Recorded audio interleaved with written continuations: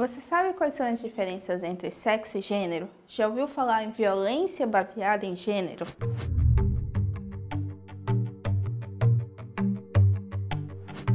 Olá, eu sou Jaqueline Oliveira, sou assistente de campo do UNFPA, Fundo de População das Nações Unidas. E aí, sabe quais são as diferenças entre sexo e gênero? Essas duas palavras, sexo e gênero, são frequentemente usadas como sinônimos. Porém, há diferença entre esses dois termos e nós devemos entender quais são essas diferenças. O termo sexo se refere às características biológicas usualmente determinadas pelos órgãos genitais. Por exemplo, as mulheres menstruam, os homens têm testículos. Já o termo gênero está relacionado às diferenças sociais entre homens e mulheres em qualquer sociedade. É como a pessoa se identifica ou se expressa entre o que consideramos feminino e masculino, ser mulher ou ser homem. O gênero é construído de acordo com o seu ambiente, com as suas relações. Pode mudar e não pode ser definido entre esses dois tipos, pois não tem nada a ver com o órgão com o qual a pessoa nasceu. Reflita comigo. Se o que define ser mulher fosse simplesmente as características biológicas e anatômicas, não haveria razão para que se atribua atividades específicas às mulheres, não é mesmo? Afinal, o órgão genital de uma pessoa não faria diferença na hora de limpar a casa, por exemplo. Porém, historicamente, as mulheres foram colocadas erroneamente em uma relação de poder desigual em relação aos homens. Em cada grupo social existem papéis de gênero, ou seja, o que é imputado como coisa de homem ou coisa de mulher.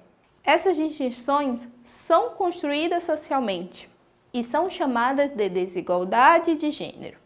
Essa desigualdade pode levar ao abuso de poder e afastar mulheres, meninas, meninos, pessoas da comunidade LGBT, idosos e pessoas com deficiência de terem maiores possibilidades de escolha e de tomada de decisão. Como consequência disso, há um aumento do desequilíbrio de poder. Por isso, elas acabam em uma situação de mais vulnerabilidade, tendo seus direitos violados e sofrendo diversos tipos de violência por conta do seu gênero ou por expressá-lo. A violência gerada por essa desigualdade, ou seja, esse desequilíbrio de poder entre os papéis atribuídos ao feminino e ao masculino, é chamado de violência baseada em gênero.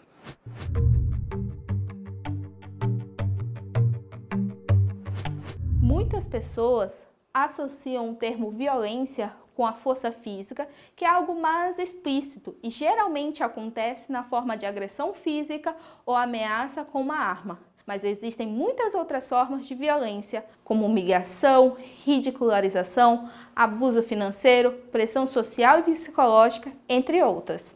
E a violência baseada em gênero consiste em qualquer ato de discriminação, agressão ou imposição forçada que cause um dano físico, sexual, moral, psicológico, social, econômico e até mesmo a morte, em que o gênero da pessoa é o fator desencadeador. A violência baseada em gênero pode acontecer em casa, no trabalho, no abrigo e na rua. Independe de classe social ou de nacionalidade. E embora as mulheres sejam a maioria das pessoas que sofrem violência baseada em gênero, esse tipo de violência também pode afetar pessoas da comunidade LGBT e homens.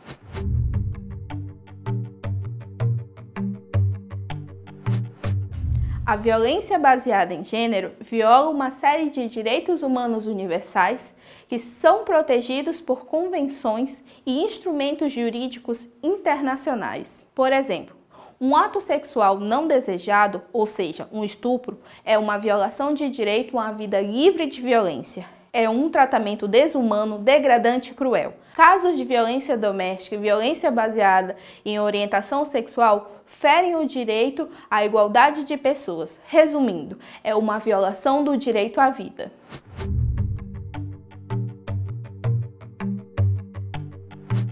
Vou compartilhar com vocês uma história e depois vamos analisar o caso levando em consideração os conceitos que acabamos de ver.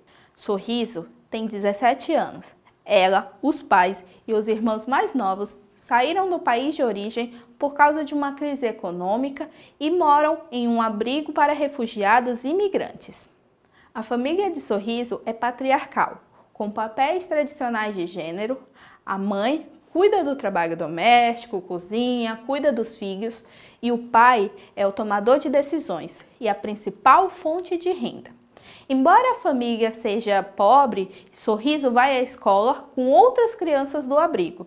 3 semanas atrás, o pai de Sorriso disse que não podia mais cuidar dela e providenciou que ela fosse morar com a família de seus primos em uma parte relativamente estável do país. O pai dessa família tem 42 anos, perdeu a esposa recentemente e precisava de alguém para cuidar da casa, dos filhos e de um conforto. Sorriso casou-se rapidamente com esse homem e foi morar na casa dele. Na primeira noite, o homem a estuprou. Na manhã seguinte, ele a estuprou novamente. Fez o mesmo ao anoitecer e nos dias que se seguiram. Após 2 semanas de sofrimento, Sorriso escreveu ao pai, pedindo que ele a deixasse voltar ao abrigo. O pai de Sorriso respondeu o seguinte: Querida filha, sinto muito por sua carta. Não me escreva esse tipo de coisa novamente, pois você já sabe que as cartas se perdem facilmente aqui e podem ser recebidas em outras casas. O assunto que você está falando é algo entre você e seu marido. Agora você é casada, Sorriso, e deve cumprir as obrigações de uma mulher casada. Ele é um bom homem, que pode lhe fornecer uma casa e nos dar algum dinheiro para que possamos sobreviver um pouco mais nesse abrigo. Você ajudou sua família ao se casar com esse homem, Sorriso. Por favor, não desonre sua família se comportando dessa maneira. Sorriso está triste e assustada. Ela se sente prisioneira na casa do marido e não sabe o que fazer. A partir da história de Sorriso, quais os conceitos de violência baseada em gênero são evidentes? A. Respeito pelos direitos humanos de Sorriso. B. Pressão social. C. Abuso de poder. D. Dano.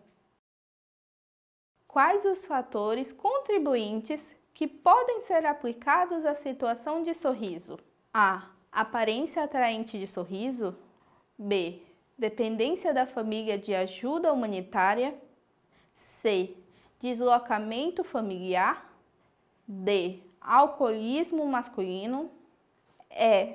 Falta de consciência de Sorriso sobre os seus direitos humanos. E quais as possíveis consequências do abuso que Sorriso vive? A. Efeitos negativos à saúde. B. Dependência econômica do marido. C. Gravidez precoce. D. Depressão. Agora vou deixar você refletir um pouco sobre a situação de Sorriso. Até a próxima!